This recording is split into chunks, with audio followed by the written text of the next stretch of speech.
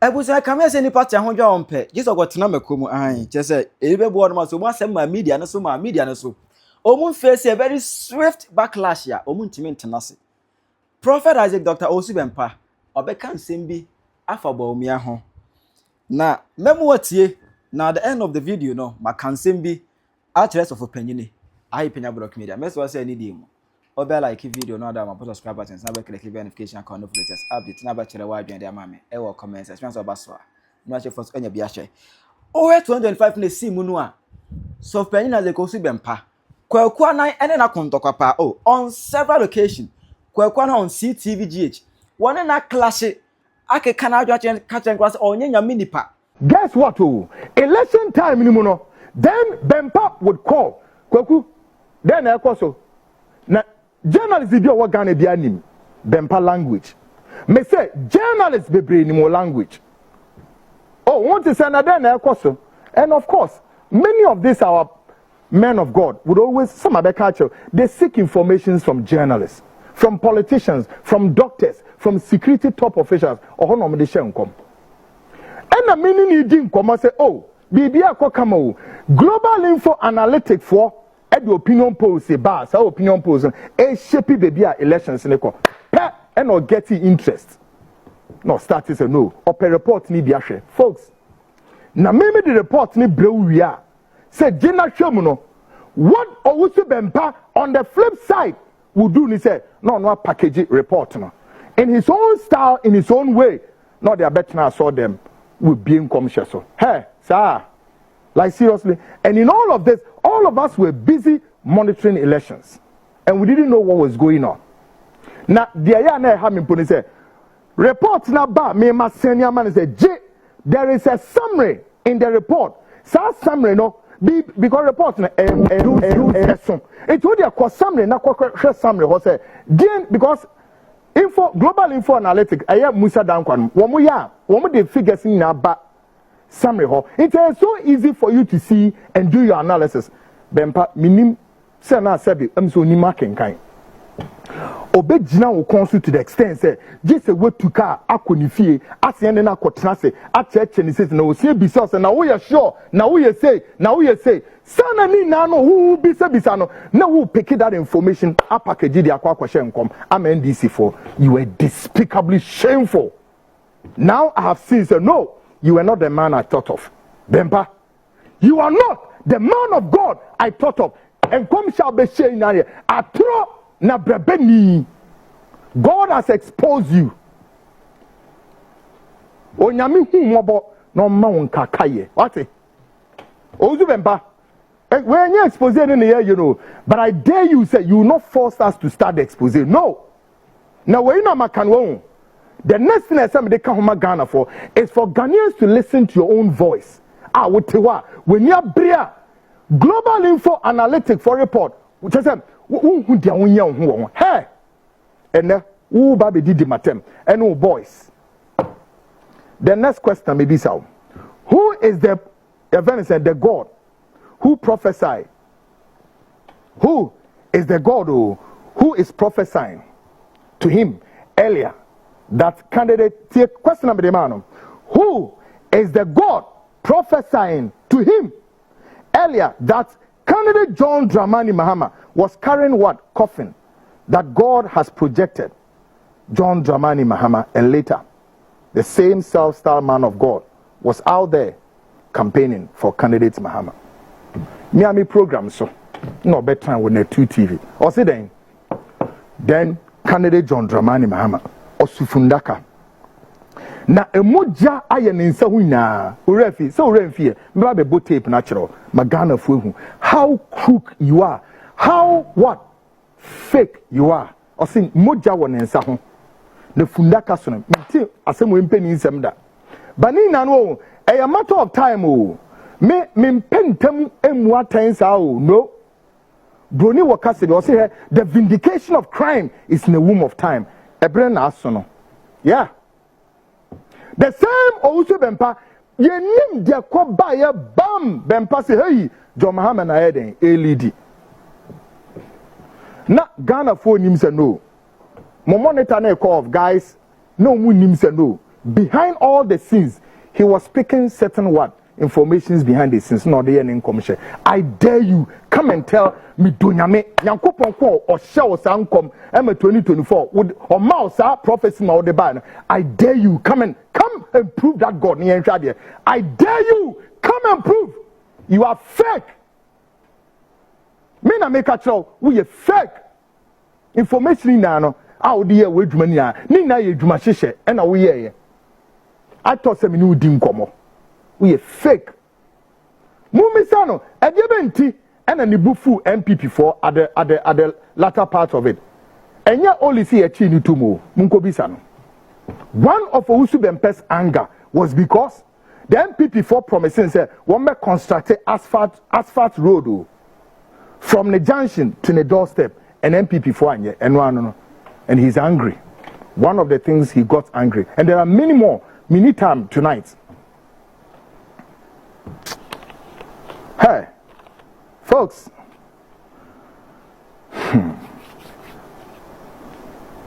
Would he confirm this or deny that he did this out of what? Disgraceful acts bestowed on him by what? The NPP? Now maybe it's another last question. Who is behind the arrangement for Owusu Bempah to place his hands on candidate John Dramani Mahama? Some here at the very latter part of elections, the South Star Isaac Owusu Bempah Edinensa on several occasions, just on try to expose the deeds of Owusu Bempah. Prior to that, Afia Schwar, no so to be found strike kakra. Go back to Afia Schwar. Yes, 30 after 25 now. And on Owusu Bempah, I don't know be SSR for us. Media's room called back and forth. Now, Kwaku Annan HSC Owusu Bempah sono. And Afia Schwar so be 2 months. And no na say no. Owusu Bempah anya ne de. And then I one of the TV stations. And I was saying, Obe reply Kwaku Annan. Any Afia Schwar. Na nenkase mu no. Obe so chire mu se Bawumia ankasa anchire Afia Schwar nigga. Ama Afia Schwar nigga enyai atendidie no a odi ono Owusu Bempah na. Ode na asem ebeba Bawumia so na dwuma obedi Bawumia okrom hanum no. Bawumia ntimi nyina no. Mitin kwasi asem. Afia Schwar nigga so. Me ka kire wo. Afia Schwar nigga udi agora wo. Me do hu abufuo. Ebe disen obi so pa. Nipa na wakasa ma no.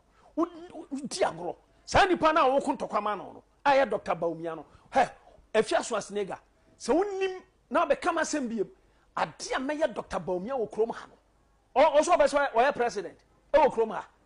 We shall see. Kwasi asema akwa. Papa yi.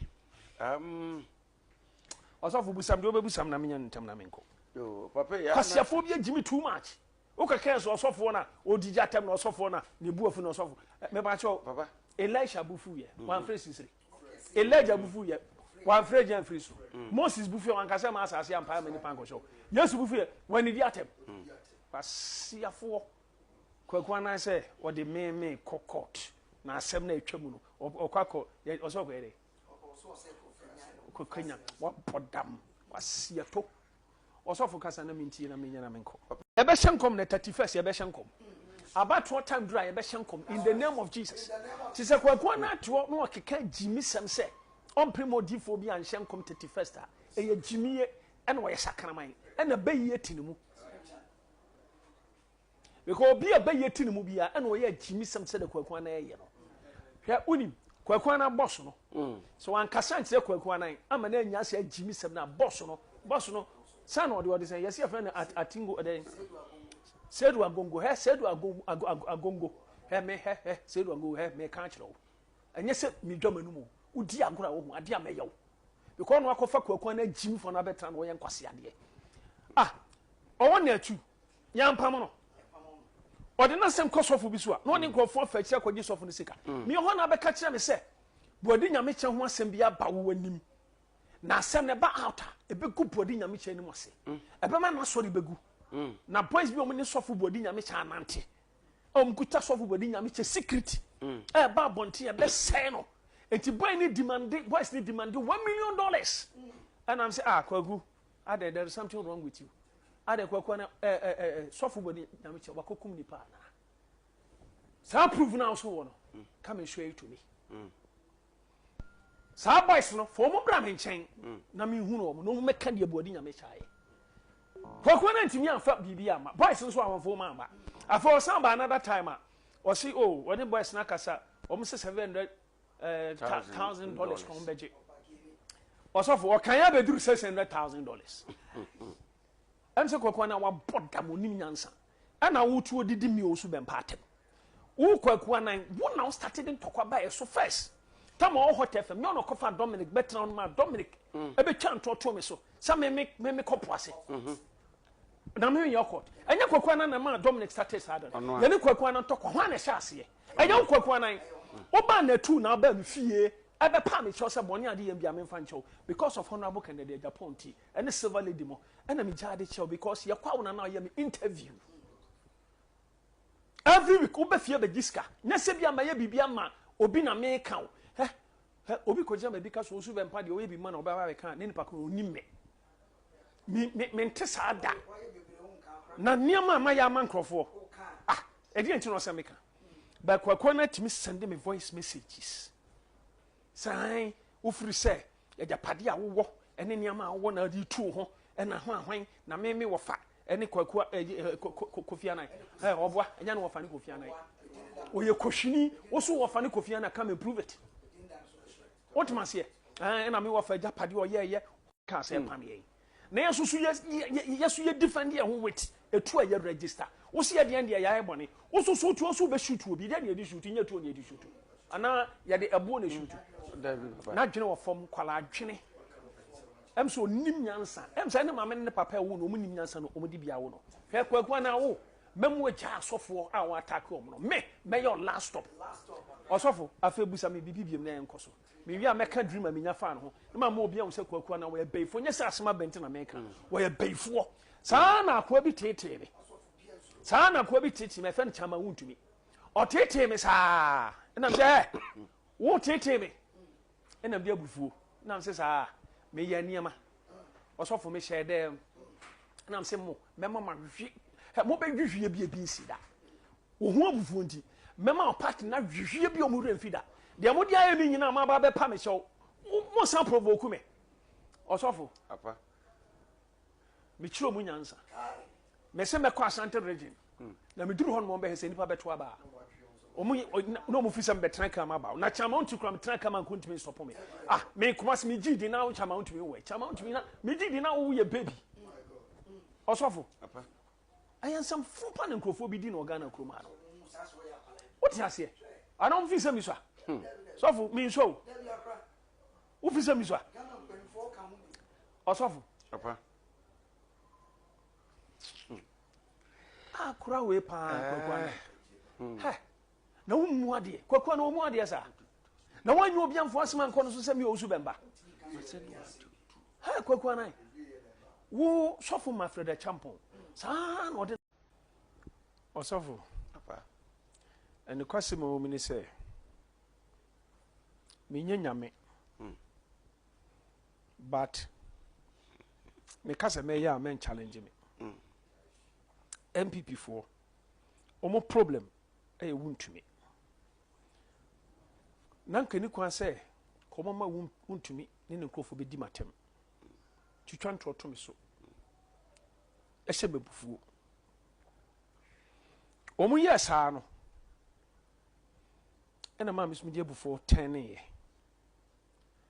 na do danko Akufo ado opondo omo ye nyina achi osuma vice president ene Samia Wuku ene mpanifo bi mo call Archbishop Nicholas Duncan Williams ho edi dwato akosi no so se ompa me chew na minya mfa nche wo no mo ni ma ni ni yie mabodi no central na mitwa mintimi modin Archbishop frame ena me call no office me call na Dr. Bawumia vice president then time no vice Sami Awuku Mr. Fred Owari any penny me ye MPP for no more. Mr. Flora na me too sure say no ka ho bia. But na MPP for penny for no ho. Me draw man papa Archbishop Papa Duncan Williams o catch him so D4 trance. Me show mu din Satan na bufo no bom. Me show mu din na trance man chia o mokra. Me chia Archbishop pe. Aha na me ba Prophet Ajma Prempe so or hobby that day. To no cry ye me witness. Ana papa e ka che me say ni na esie. Na dwatoa ye de abetu nanim. No no pe ena omu nim se opa me chewa me di mani beto no me fere ni nti me bu ni nti na me jama naka. Ana papa ejina wo manamu ne me kasae. In fact, me dia before kasai more than 45 minutes. Afe Archbishop Papa Duncan Williams opagya na ne hwesu se no awso niti. Me kanema me fam.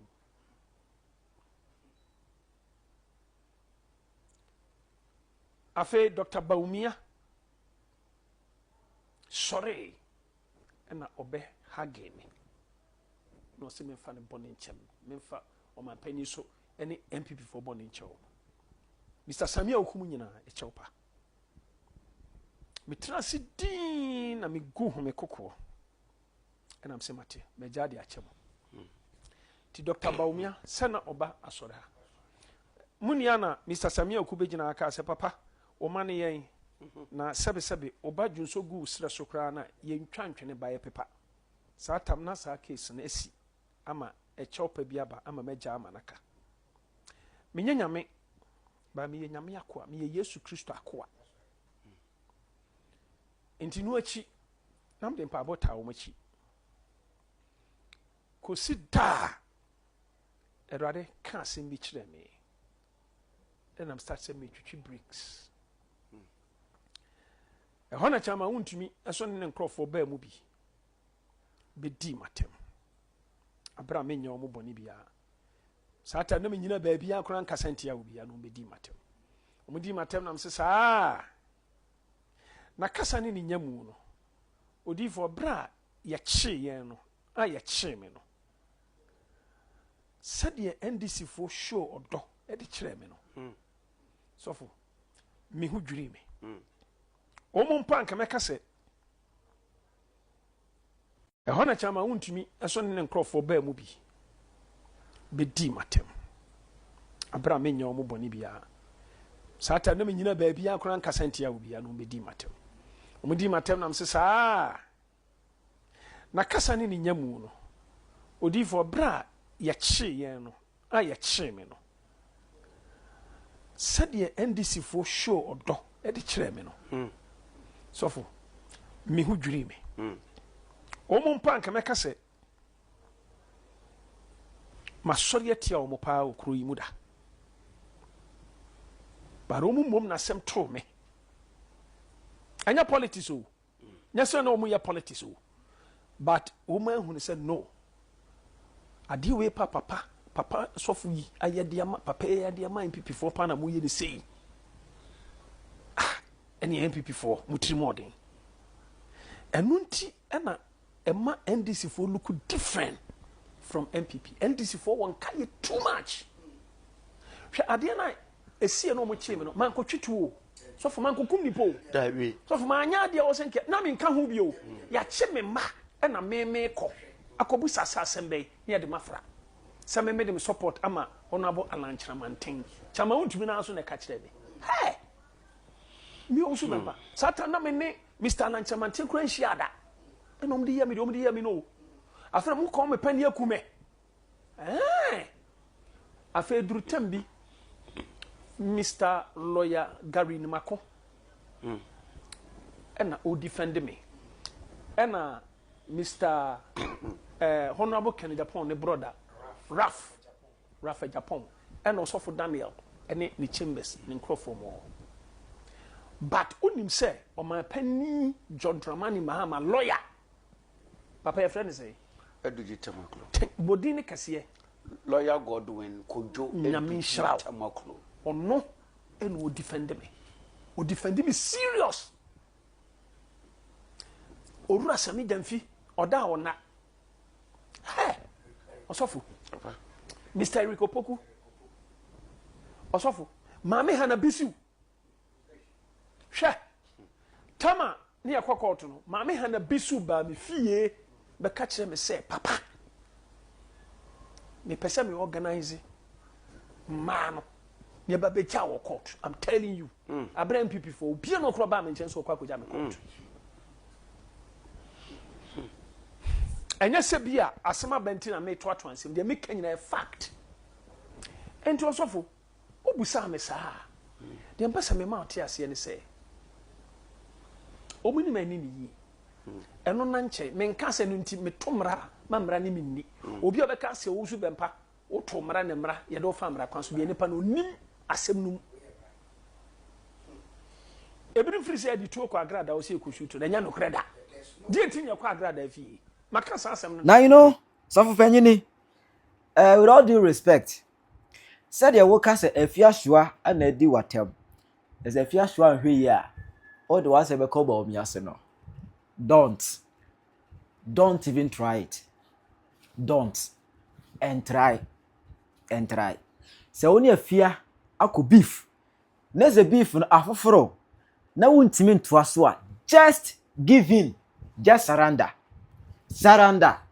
na chirenye di but say okay say who pass beef no from a Schwar sauce nigga on to Bawumia ne there it is a no-go area there be because said your music say mu wonyame na ho ahwan na say music say as you talk to the point say them prove the kind of for say nyame eye bibia obegya adwene wo mo ho no mo na mo tre nyame de wonje kobo kasa pa me kai bible mo Elijah abra na wo fro mountain na wontime na nkura ne sere no akokora tipa fro bra no won obi anko kasa o command him asisire because o believe in himself or a prophet awo kasa eye adwuma o command him asisire ene bewe nkura no se osu wo bibia Afia Schwar kasa na kunu ana kasa bibi nyarma ne boda mane nyambum but say wontimi ntokwa na emfa nko Bawumia so I promise you one thing and can you face a very swift backlash on the internet here in your life ka who be that so what was emba Bawumia so a asem a obeti no wasom no Owusu Bempah ka wontimi wasom da ye wo ka wontimi da because Bawumia has been a calm gentleman and because of that no anybody want to capitalize on his calmness to fool mo de mo year in 2024 no sa Nkwaseafuo mo ka fa Bawumia 2024 na mo de gu nani ma se ni den no 2025 we go 2026 mo ma Nkwasea bi nyiniti emeke ka Nkwaseafuo ka beti waso untimi ntokwa na Afia Schwar omro so untimi ntokwa na just stop it ba se wodi ko fe Afia Schwar ba Bawumia so ne de Bawumia so wa odofo Bawumia mo odi nkasa ye Afia na ne kondokwa but opeso de ba Bawumia so de ene Bawumia wa adofo wo de ba se wo de ba Owusu se wo de ba oyefo nyaw anka YouTube aja kwabna trend nkwa ke besua I can promise you on this so woni mu YouTube aja kwabra